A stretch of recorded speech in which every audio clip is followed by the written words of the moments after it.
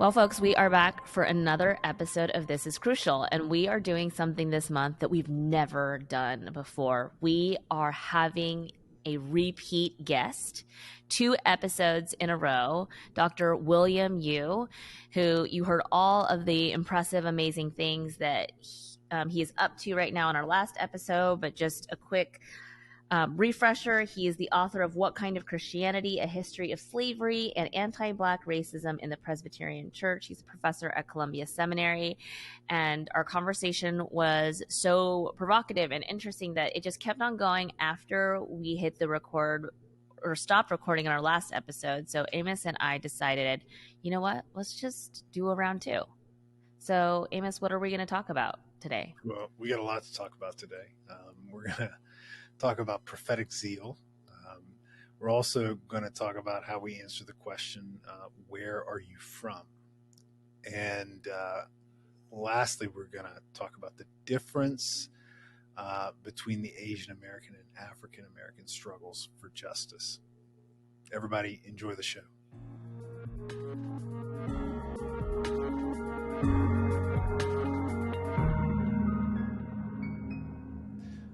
William Yoo, welcome back to This is Crucial, Part 2. So good to see you again. Amos and Charlene, it is good to see you again. You're our first repeat guest ever. So put that on your CV and resume, both. And you can also put it on your Instagram handle or whatever, description, and LinkedIn as well. Okay, I will put it Yeah. anywhere and everywhere, as high up as possible. Repeat guest of This is Crucial. Oh, man, he's right on that. I mean, mainly we should be putting that on our CVs because you have been just such a profoundly engaging and provocative conversation partner. I don't think we've ever just continued talking even after we've hit record. So we're excited to recapture some of that for all of those who are tuning in. Our opening question, though, is one for everybody. And a lot of what we are talking about are origins and kind of the bodies that we inhabit. And as for you, William, as a historian, the stories that you delve into, you retell, the histories that you keep alive by speaking on behalf of something that you talk about on behalf of the dead, those whose histories have already been lived. But for our current histories, the opening question is this. I won't even say when someone asks. To the question, where are you from? How do you hear that question? How do you answer that question? What does that question mean to you? So, Amos, where are you from? Technically speaking, I'm from Dambidolo, Ethiopia, westernmost part of Ethiopia. I'm from the highlands where coffee is grown and where the ground is very fertile. It rains half the year and it's dry the other half. I am from the Walega province. I lived there for 3 years and then I moved to the United States, immigrated here in 1983. So most of my life has been lived here. When people ask me the question, where are you from? Depends. Depends not on my mood. It doesn't depend on the weather. It depends on who I'm actually talking to. So that is one of the benefits to being from more than one place, actually, is you can shape shift as necessary, to match the context you're in. So I'm from the Walega province of Ethiopia. I'm also from Columbia, South Carolina, which is my hometown. I'm also Columbia's the capital of South Carolina. It's it's got a major university there, but I grew up for 4 years in Lawrence, South Carolina, which was a rural part of the state. So I'm from the big city, but if necessary, I can be from Lawrence as well, which is one of the more rural parts of the state. And now I am from Texas, so this is where I live.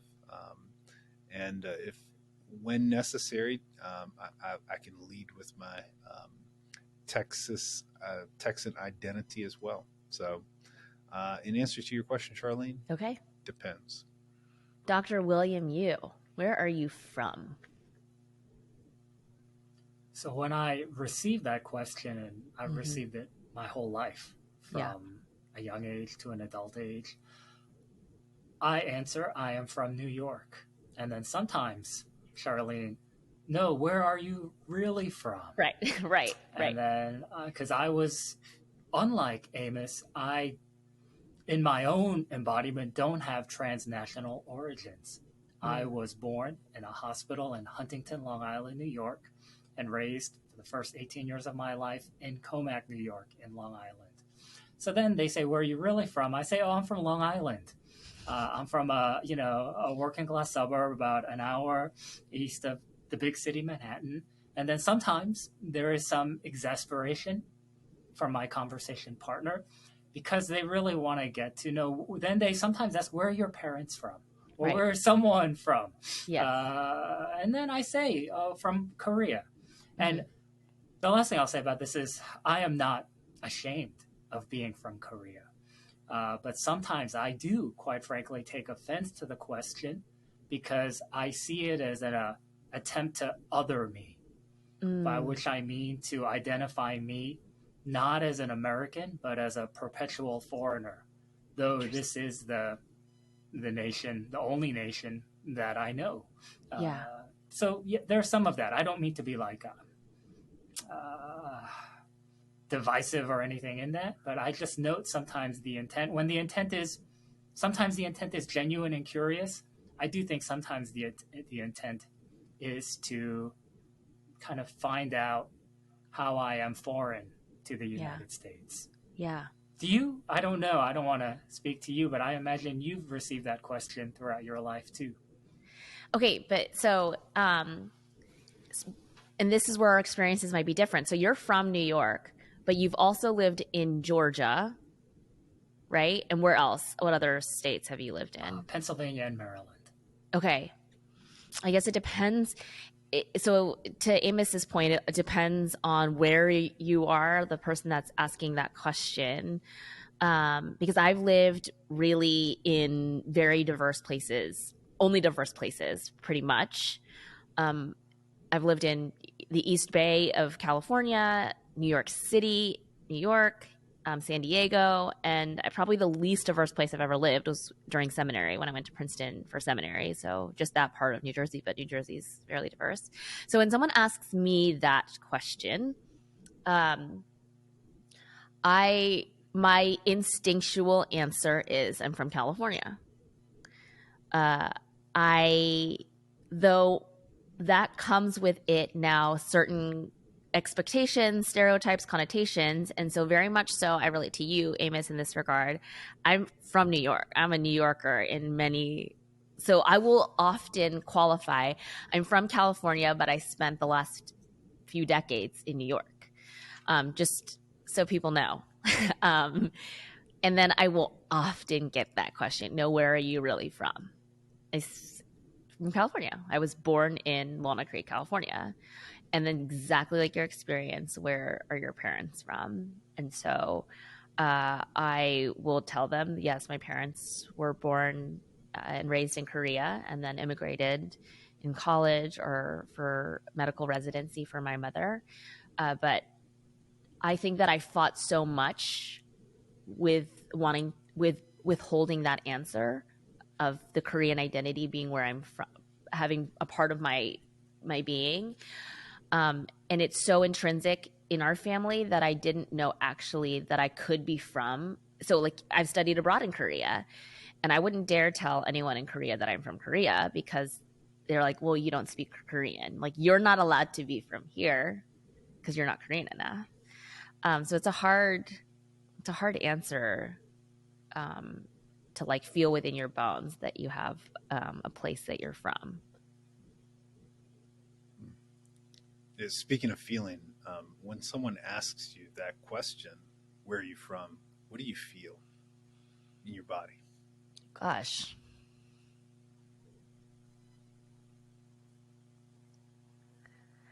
It depends on the asker in the context.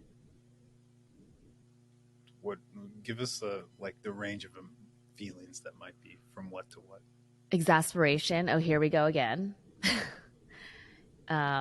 Let's play that game where I'll tell you California. Like I could give the Korean American, I could give the Korean answer off the jump, but I don't want to because it's like what you said, William. Like I know how this is going to go, but I'm going to give the actual answer first. So exasperation a lot of the time. But in New York, everyone is from somewhere else in New York City. And so that's a non-threatening question because it really is like, how did you get here? What about you, too?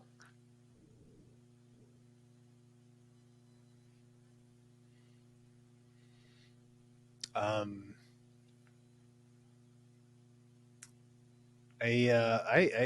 feel a certain like tightening in my body. You know, like I move to a defensive like, posture. You know, when I hear that question, "Where are you from?" Which, like you just said, Charlene, is to me, I hear that as like, "How did you get here?" Which is, I just interpret that, translate it, you know, into my being as like, "How did you get here?" And Yeah. and but you know, uh, should you be here? So that's what I feel in my body's a tightening. What about you, William? No, like you both said, it depends on how the conversation is going. Certainly, sometimes I do feel a similar tightening.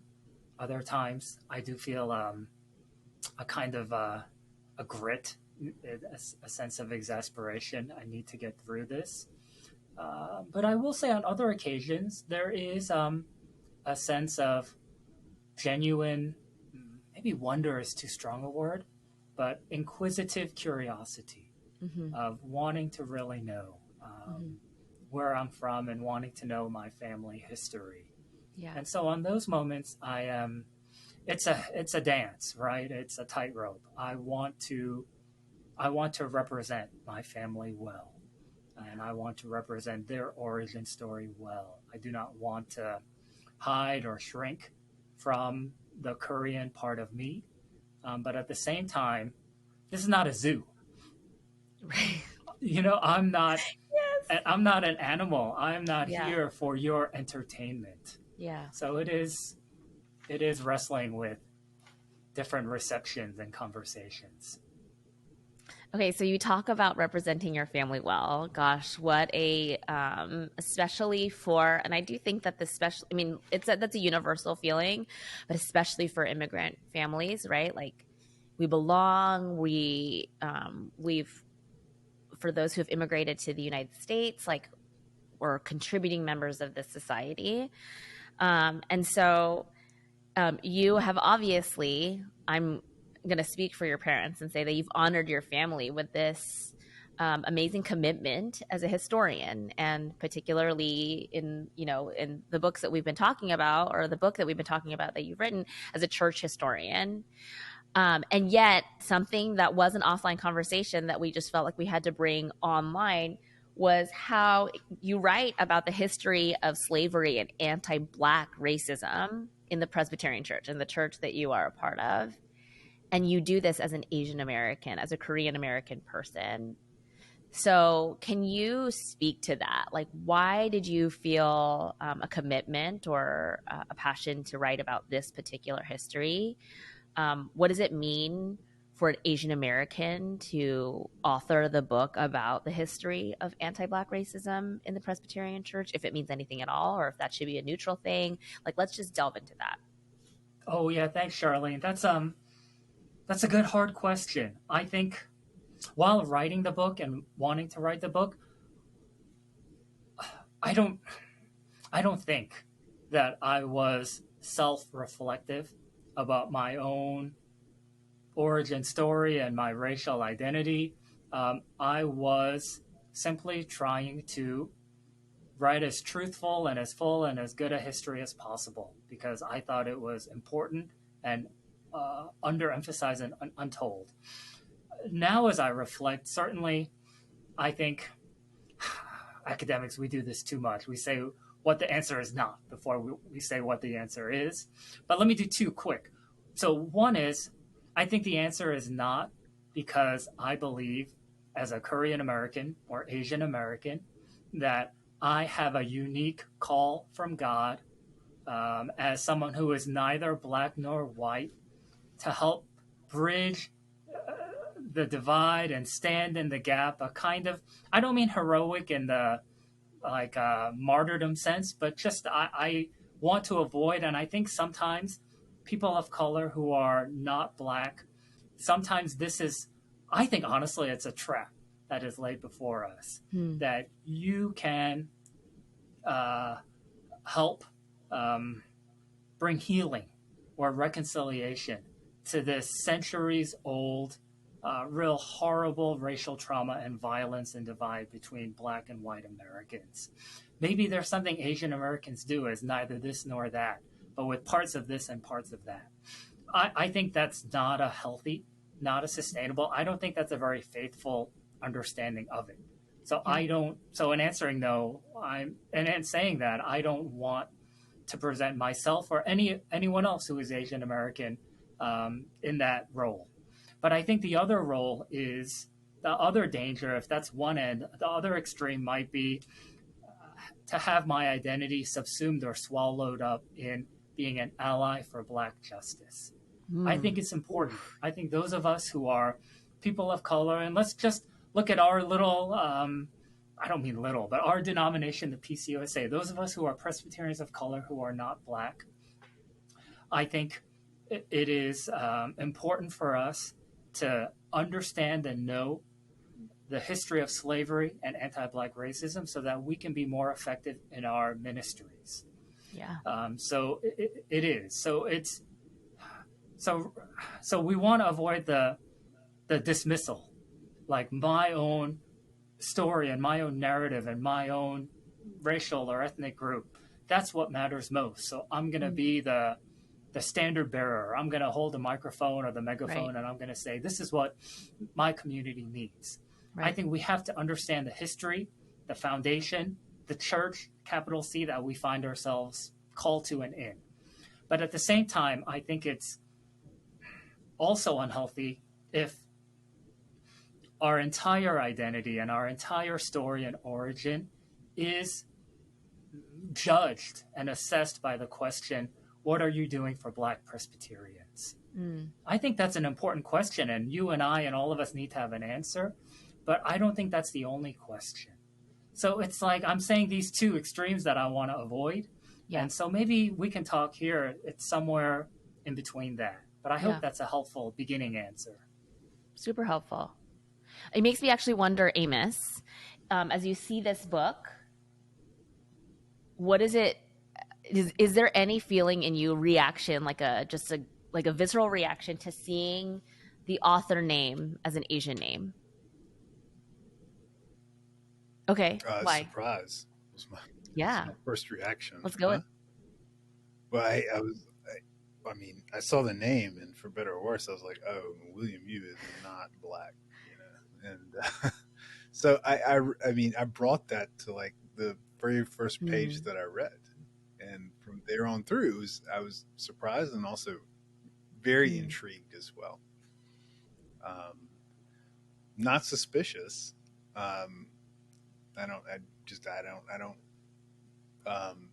I try to give, people the benefit of the doubt. But yeah, I was just surprised and intrigued. I was thinking about, so there's been a lot of Stop AAP I Hate rallies, right? As the rate in violent crimes and hate crimes against Asian American, Pacific Islander individuals has increased, right?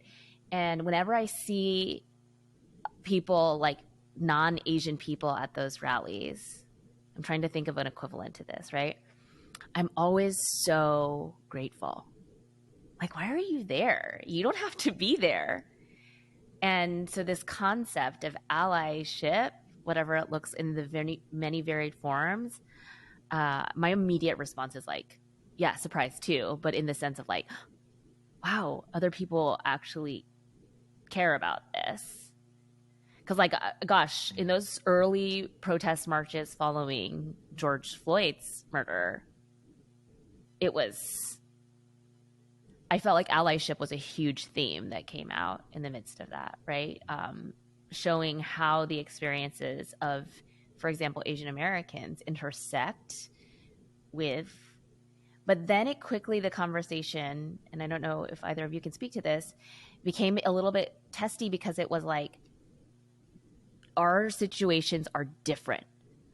Our suffering is great. Like, it became a little bit dangerous territory. Like, so what is, so as, I mean, William, as this person, yes, everything that you're talking about, absolutely. Those via negativa, the things that you don't want to do. So then how does that inform how you engage as an Asian American person who doesn't want your identity to be swallowed up in this? And also, this is a compelling story that needs to be told. Oh yeah, thanks, Charlene. Amos, that's thank you for sharing your first kind of gut response. I had not heard that before. So one is I don't think this history is like a specialized minor like history. I don't think it's like a subset of American history that's African American history and the like. I do think this is foundational not only in Presbyterianism in the United States, but just in the making and founding of this country. Yep. And so I think every Presbyterian and every American, quite frankly, needs to understand this history more if they are going to live effectively, faithfully, productively in this country, in our church capital seat. So I think that's my first response. I think the other, you're right, there are some challenging, thorny conversations, dialogues that take place among different people of color groups or communities of faith. And I think that's where, for me to say, this is why I wrote this history, this is why I believe and I want to advocate as passionately as I can for Black Presbyterianism. I do think one hope, again, just an historian, but one hope is that I do hope in the years to come that our denomination will prioritize how to support and center Blackness in our understanding of not only our history, but our future. I do think that's something, and I hope that my book contributes to that, whether it be in the form of reparative justice or in the form of how to support this rich tradition of Black protest, Black prophetic witness, Black Presbyterianism in the life of the church moving forward.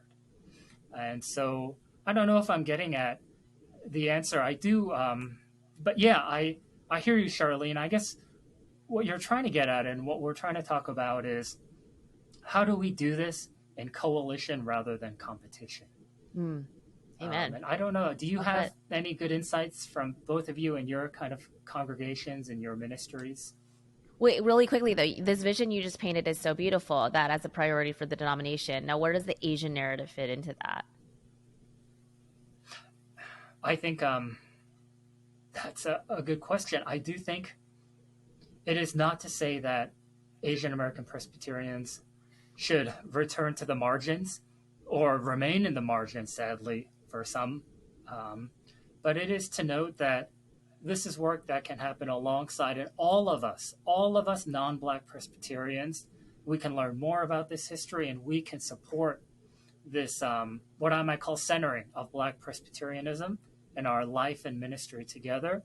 And in doing so, Charlene and Amos, my hope is that there is some shalom, there is some restoration, there is some productivity that will ultimately lead to the flourishing of all communities of color within our denomination. And just so, I mean, I want us to name the things and not assume that we're all on the same page. Why Black Presbyterian, like why the centering of the Black Presbyterians or the Black narrative? Yes, right. Yep. Can I back up from your question, Charlene? Just and I think this relates to it for the sake of our listeners, and also for my own selfish interests. What can we talk about the difference between the Asian American struggle for justice and the Black American struggle for justice? Sure. I think we're well aware of how they are. How they're similar, but how are they different? Okay, let me go first, Charlene. Let me try go, here. Please. Okay, I think so, and I think in this I don't want to lose or ignore other communities of color, right? Such as indigenous peoples and nations in this country. I do think one thing when we look at African American, Asian American, I do think there are differences historically and the legacies and how they're playing out between forced migration with the transatlantic slave trade and push and pull immigration from different countries in Asia. And what is also challenging, Amos and Charlene, certainly is that Asia is the largest continent in the world. It treks all the way from the Middle East, if you will, from Lebanon, Jordan, through Japan, into Oceania, Thailand, and the island nations, the Philippines. So it's hard. You're getting at different regions. But I do think across the board, that's one big difference. Yeah. And I think that's one thing to be attentive to. And it is, and I hope to talk a little bit more about, it is what Dr. Martin Luther King Jr. noted when he talked about comparing white European immigration with African American history, when he said sometimes, and he was speaking rhetorically, but I imagine Dr. King got this question. This is from 1967 in his book, Where Do We Go From Here, Chaos or Community? He said, look at other groups, such as Italians or the Polish or the Irish. They came in poverty, impoverished for many, and they figured out ways to kind of survive, and so for some to thrive in American life. And Dr. King noted there is a difference between coming in slavery and coming as an immigrant. I do think there is a commonality, certainly in that most immigrants come because, on one hand, there is more opportunity in one's host nation than one's home nation. But on the other hand, there's that, again, I noted push and pull. A few of the pushes, one is political violence. Another is simply economic hardship. So there is some of that coming in. Histories of poverty and oppression. But I do think that's one significant difference. And another is, I don't want to get too into this, but it is when you think about the economics, and this is where actually anti-Black racism is one way I share with some that really shows how irrational and how just emotional it really was, even into the 20th century. One way for Asian Americans, for some, to make it economically was through opening small businesses in predominantly Black neighborhoods. And the reason why is because for some white small business owners who had access to more capital and access to more loans and real estate and all of that, they did not want to open businesses in predominantly Black neighborhoods because of whether their own racism or fear of their reputation in their predominantly white community. So even when you think about the sit-in at diners and the like, and Jim Crow segregation, not serving Black diners, not wanting black clientele in one's retail or clothing store or shoe store. And The Sum of Us by Heather McGhee gets at this. It is to one's economic detriment to have a segregated store or a segregated restaurant because you are forfeiting potential income. But one did that because of the racist mores in society, even in as late as the 1960s. Yeah. So Asian Americans, though with limited capital, through informal lending networks, transnationally, trans-Pacific, they were able to gather just enough to open that small business. And the only reason they were able to open up that small business in that predominantly black neighborhood is because no white small business owner wanted to do it. So we have to recognize that, I think, for Asian Americans, that Asian Americans were able to, and other communities of color were able to fill that gap. And again, it's to note, let's say again, 1868, white Americans had the most capital, but Asian American, even impoverished immigrants, had limited capital, but more capital than recently emancipated African Americans, who until that point were over 2 centuries of enslavement. Yeah. So it is to wrestle with that, and that's a part of history, and that's also a part of American life today. I hope that helps. I don't know. Oh my gosh, that was so helpful. But I never thought about it, Charlene and Amos. Why are there so many Asian-owned businesses in predominantly black neighborhoods? How did that come to be? And I never really thought to ask. Like, I always wondered why, but I never thought to actually really try to figure it out. And then you did. Well, yes. Oh, well, others did, and I am borrowing from their good historical work. Okay, so gosh, as a historian, I'm not even going to answer the question, Amos, because I don't have an answer. In so many big, I think largely by virtue of when I was born, a lot of the racist histories, racial narratives were a few degrees removed. I was a really young child when the LA riots happened. My father owns a small business, so even the dynamic that you're talking about in terms of Asians owning small businesses, I worked in that small business. I know what it's like to work in a dry cleaner, but I don't have a relationship to that in the way that you describe it, right? Because at that point, it's already been established. Koreans own dry cleaners, right? But I do want to shift our conversation on this. Is that okay, Amos? Do you want to follow up on that? Okay. Yeah.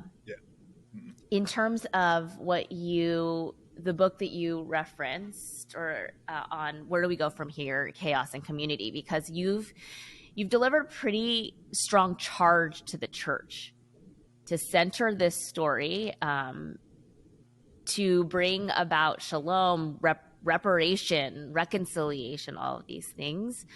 And how, Kamal Hassan, who we had referenced in conversations before, talks about how this is the repair of all of our souls, right? This is a poison to the souls of every color of humanity, right? And so where do we go from here? Chaos or community? What are the options? What are those two things how do they play out? What do they look like in your mind? Well, I can share briefly. I think, again, I hope to capture it well, what it was in Dr. King's brilliant mind. I think, so he begins that book noting that civil rights is moving forward. But still, even he notes Brown v. Board of Education desegregated public schools in 1954. But even in the time of his writing in 1967, he was saying very few schools, especially in the southern states, are actually in practice integrated. And he notes that there is still unrest. And he notes the riots in cities like Watts in California. And so he says, our future is either chaos or community. And he does say, if it's going to be beloved community, there is a double lock to that door. and African Americans hold one key, and white Americans hold another key. And we've got to figure out how to unlock the door together. And then later he notes that for white Christians, and he said this before this book, the church has failed. The church really did fail through slavery and through the failures of Reconstruction, and why we have the segregation and the racism we had then in the 1960s. Dr. King notes a lot of it is the failure of white Christians, maybe white Christianity. Right in 63, I think it is, letter from Birmingham jail, he has this one part where he says he looks at the white churches in the southern states, and some of them are big, the tall spires, the big buildings, and he asks himself, like, what goes on in there? Who is the God that they worship? That they could allow all of this segregation and all of this anti-Black racial oppression to happen. Yeah. And so he knows, but there have been good examples too. And I think the question we're wrestling with, that he wrestled with then, is, and I shared it with both of you, Amos and Charlene, this point that if the church does not recapture its prophetic zeal, it will become an irrelevant social club without moral or spiritual authority. Wow. And it is that sense of, what does it mean for a church then in 67? What does it mean for our churches today? Your churches, Charlene and Amos. What's prophetic zeal look like in your church? And we talked about it some when I came on last time. And I am genuinely curious. What is prophetic zeal? I'm sorry to put you all on the spot, but what does that look like at First Presbyterian in Berkeley or Dallas?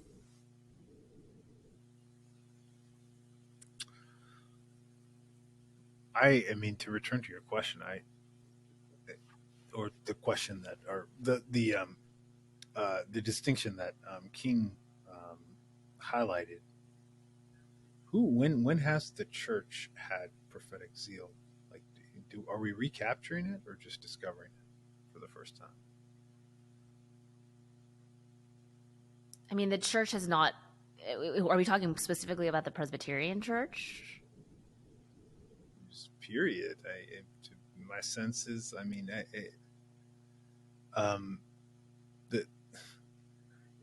there are absolutely, there are exceptions, but for the most part, the church is, and I think King notes this in this chapter, that the church has consistently been behind the mark. I mean, that's what it means to be a prophet, or to have a prophetic voice, is you're speaking against the entrenched powers. And so, at what point in history have we actually been collectively prophetic? When has that been the church? We've kind of always been dragged into, against our will, because there are no more options left, dragged into a prophetic posture. And it's typically we're I mean, you think about South Africa, the Reformed Church there was very late, to the anti-apartheid movement, and fought it up until the very end. So it's not just here in the States, but I mean, it's you can find it throughout history in other places where the church is just sort of like, at the end, just kind of like, oh, okay, I mean, our survival depends on us like getting along with this. So let's do it now.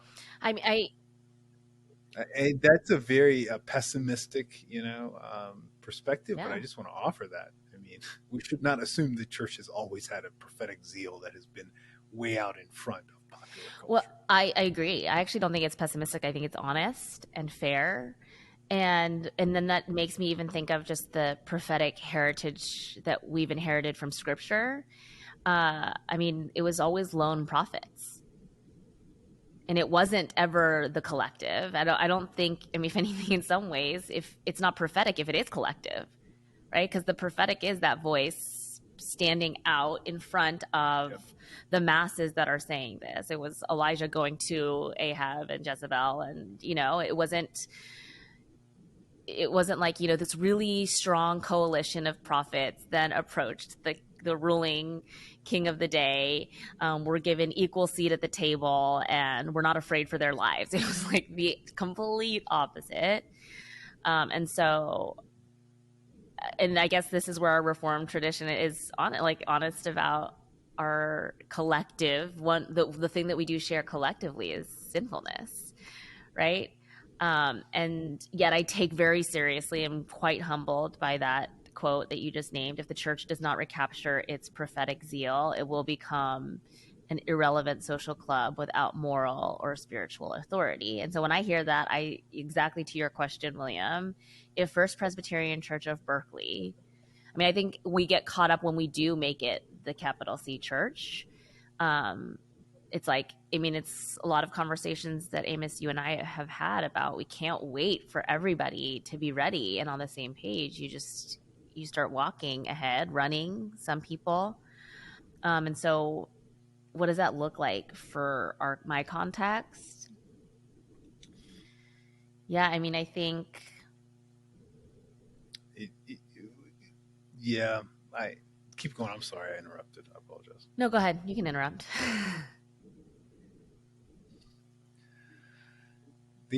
There is. I would amend King's quote. That's so. It's sort of arrogant of me to even say that, but yeah.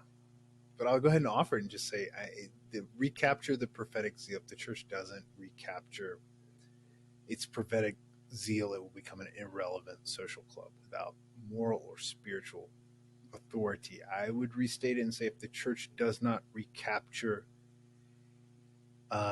its willingness to suffer and die, it will become an irrelevant social club. Because I think that's the origins of the church. The church, the origins of the church was not to be prophetic, but it was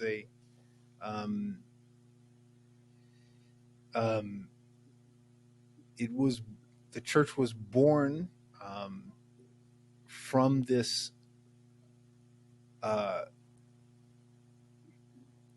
witness to the resurrection, and this is where I am right now. Is, I mean, the church was it seemed destined in Acts to always be a minority voice, and I think like post-Reformation with the Enlightenment, and then American exceptionalism, we've come to think of the church as the sort of pillar of society. My reading of Acts, the early church, and also the Gospels is that Jesus and our early church parents would have been very uncomfortable with this idea of the church being kind of a public theologian that must be heard and followed.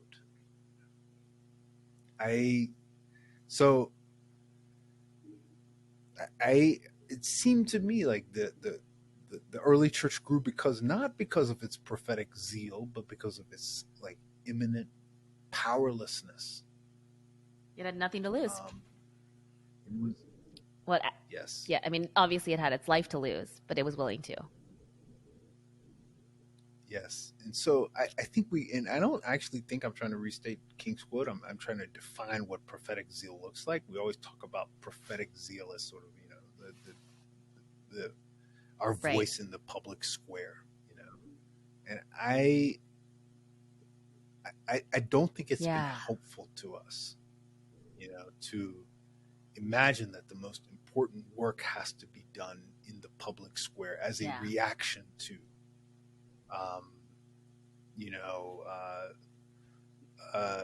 circumstances or contexts that are specific to a certain time or place. But that prophetic zeal looks like, in essence, trying to live,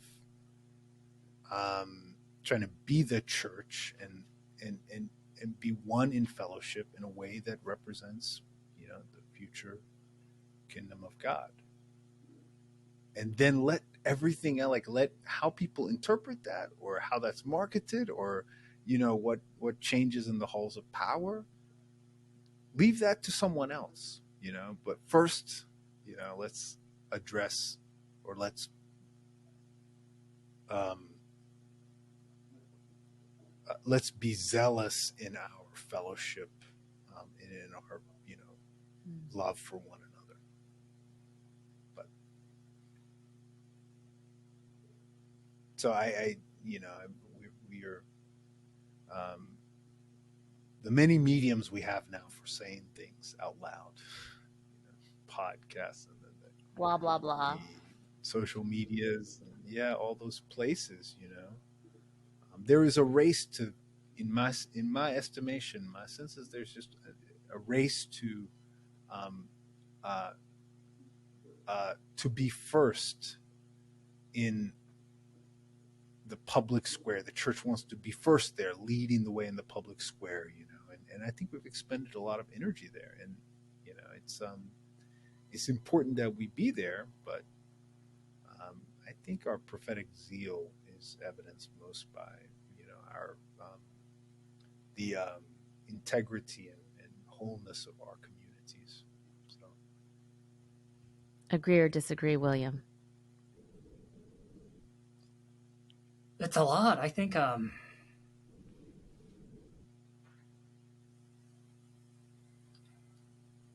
I think whether early Christians envisioned churches like First Presbyterian in Dallas and Berkeley,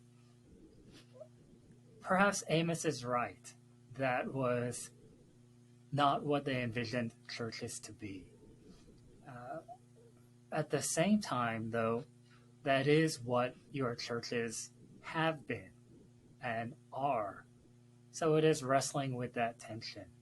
So sometimes when I talk with different Presbyterian church groups and people, I do think there is this theology or doctrine of accommodation, that God accommodates God's self in grace to meet us where we are.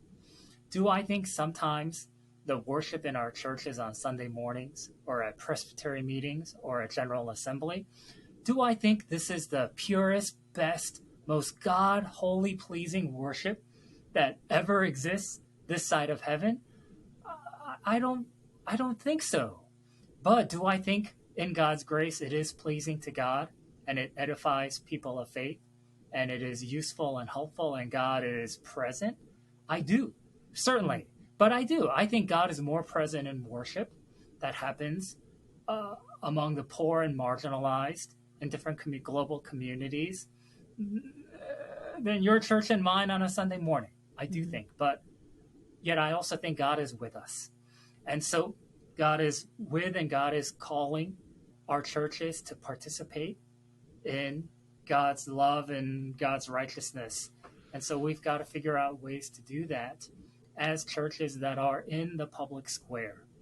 Amos and Charlene, I do think one note and one thing that has changed perhaps between the 1960s and now, and this is a preliminary observation historically. I do think then churches such as yours were very public, and they were sites with people that the civil rights movement and Black leaders looked to for allyship support and even to criticize because they were important. I think the United Presbyterian Church in the USA and the Presbyterian Church in the United States, the two largest before reunion in 1983 denominations, the Southern Christian Leadership Conference and other Black leaders looked to them and asked them for support because of their crucial, or maybe crucial is too strong a word, but vital places in white American life. So now what is different is I don't know that like the movement for Black Lives and other groups, I don't know if they're actually knocking on your doors or flooding your inboxes. And that way I don't know that your church is as relevant now as it was then. But I do still think, Amos and Charlene, your churches, the churches you serve, they're not yours, of course, but they are relevant and they need to say something.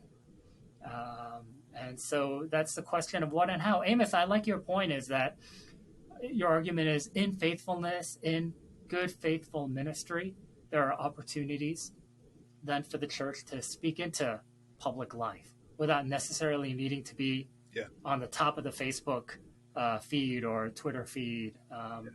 But it is, I don't know that we can dismiss and say, because the early church didn't envision a church like mine that I serve to be this way. That's, but it is. Your churches do have some moral authority. They do have some spiritual authority. Yes. And one thing that maybe still connects from the 1960s today, and this might get a little bit touchy, is your churches have social authority.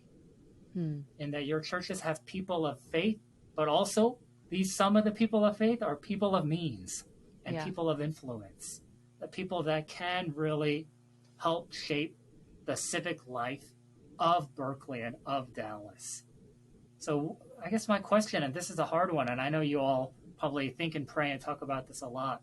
What does that look like, and how do you do that while not like turning into a political caucus?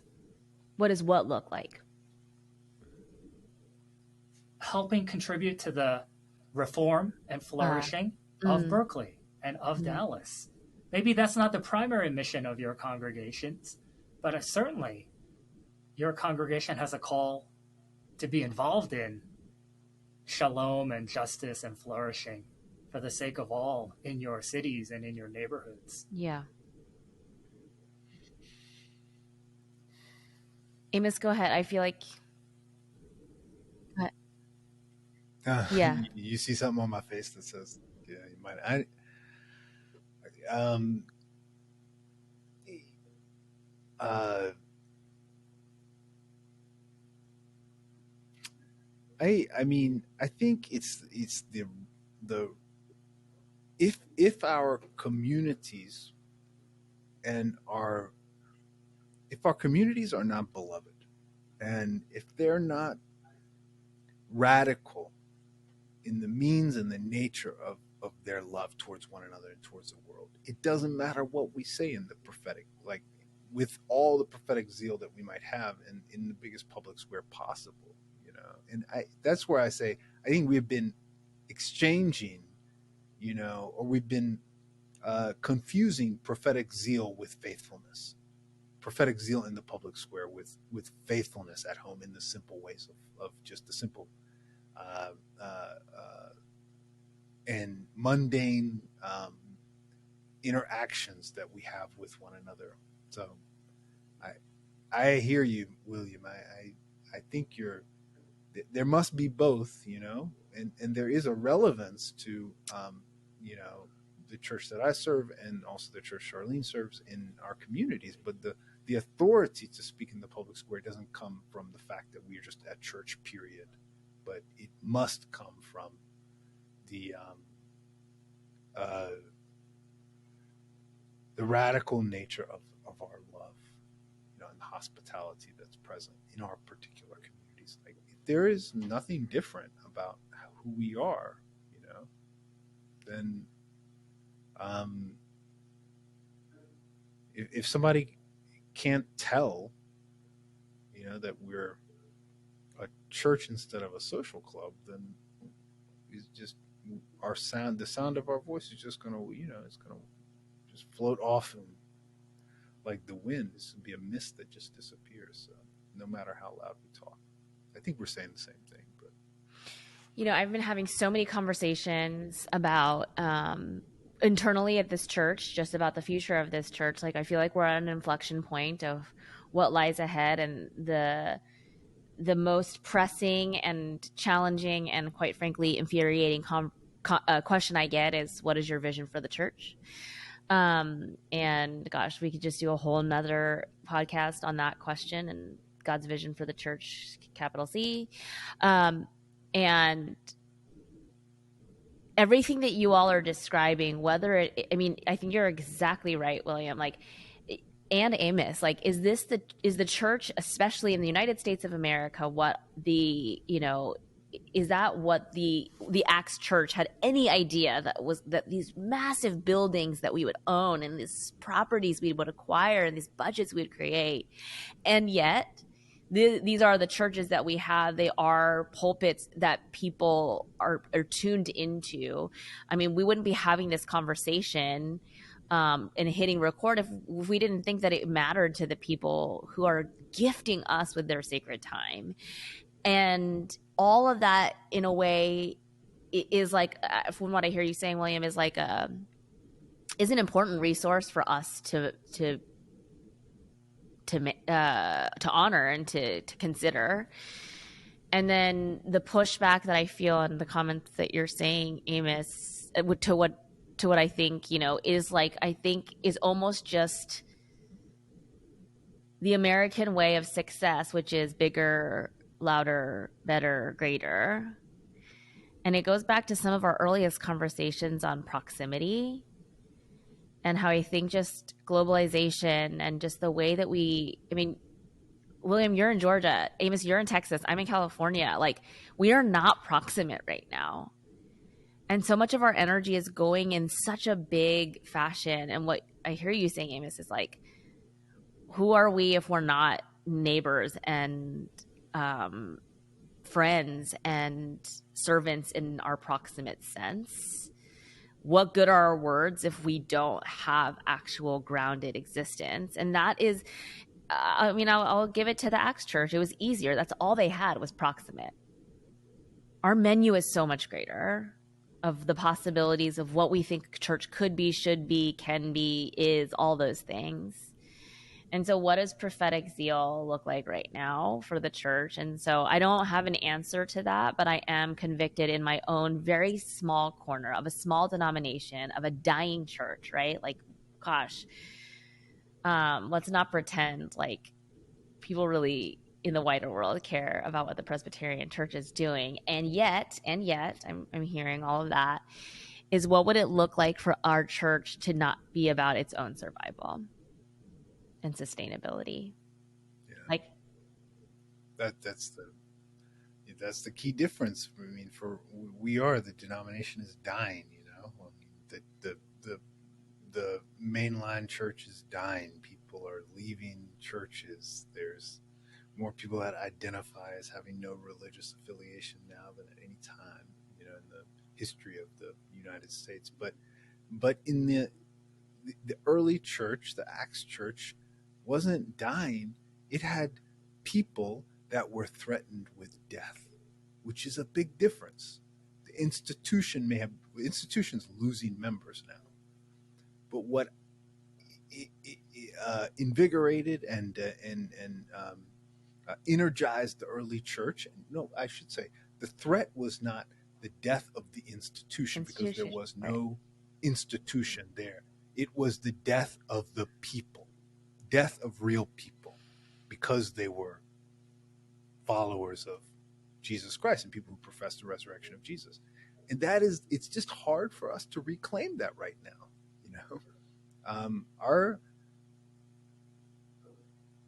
So I guess that's what I'm getting to is we, as irrelevant as we may make ourselves out to be because the church is in decline, our death is not, your death, Charlene, yours, William, it's not threatened at all at this point by anything that the church does or any profession that we make. Your life is... Yeah. Yes. Yes. But Charlene does the yet. I'll do the but. I think yes. And I think when we think about decline, at the same time, and I am glad that we are, what's that in Romans 12:3, after the offer your bodies as living sacrifices in view of God's mercy.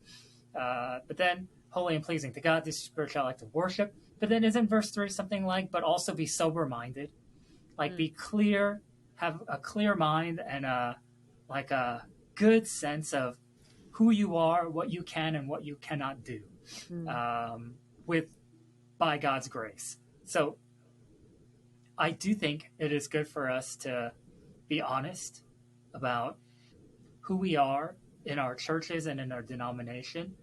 But at the same time, I am hopeful and I am zealous, if you will, about um, some ministries in the PCUSA, because I think there is good faith movements and momentum happening.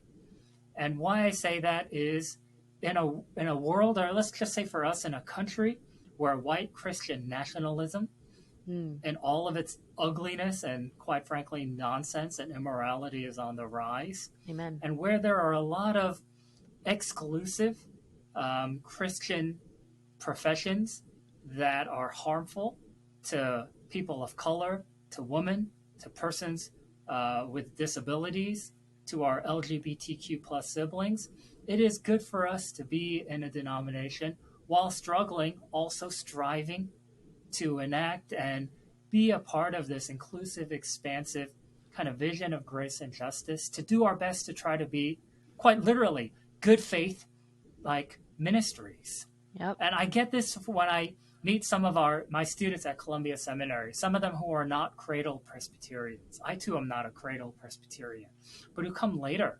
And for them, the energy and the vitality they bring to the classroom, because they're like, I came from a Christian tradition that was so harmful to me. Yep. I had such reductionist teachings. Like for some of the women in my class, I was never encouraged or empowered to preach from the pulpit.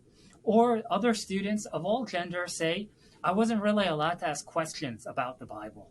It was Jesus was always the answer, never the question, right? So, and for them to come and say, but I'm so glad and grateful, and I'm excited to be a candidate for ministry in the PCUSA. I think that's the reminder to me that, yes, our churches are imperfect, but it's like we're not in the second century. You're right, Amos. But we are still trying to fight the good fight.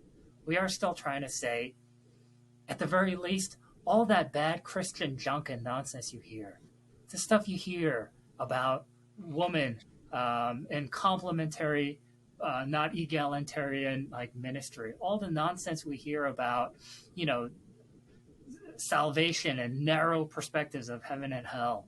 We're not doing that. We are trying to say, like, this is how big our God is. Yes, yes. And we want you to be a part of that. And our churches, as imperfect as they are in Dallas and Berkeley, and for me here in Decatur, we are with, I don't know, a good measure of both humility, but also confidence, not in ourselves, but in God.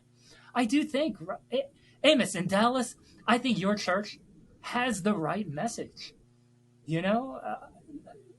I love my church. And it cares about the community, and it's saying like, no, we're not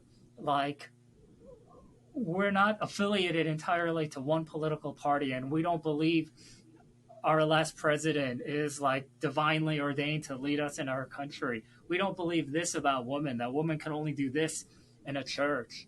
We don't believe that if you're transgender or if you're gay or queer, that God wants to correct you of that sin. We don't believe these things. We believe in a God of love and a God of justice and a God that's bigger than us. We don't understand all of who God is, but what we do know is certain in this.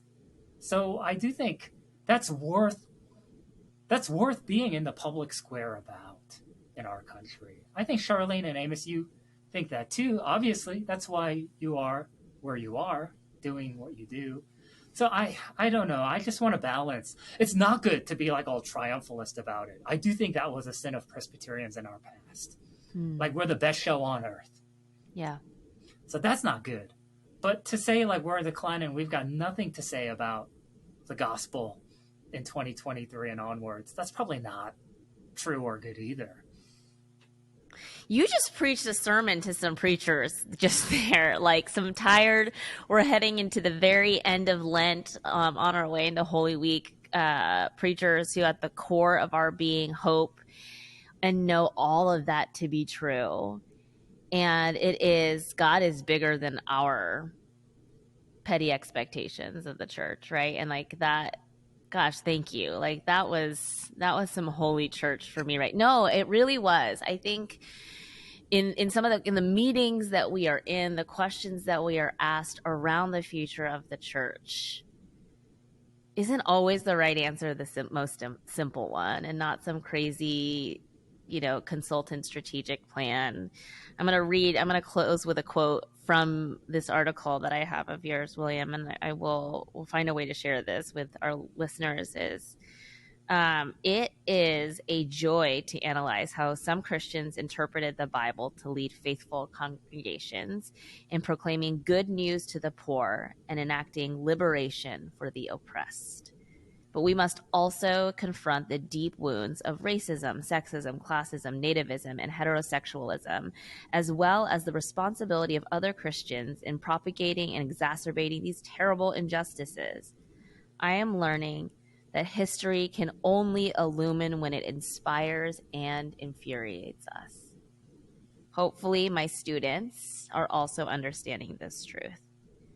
And I count myself lucky as one of your students in these sessions. I have learned so much from you. So I just want to thank you for pastoring, for preaching, for teaching, for illuming, and in some stories that have been inspiring and super infuriating. So thank you for the gift of this conversation and this friendship.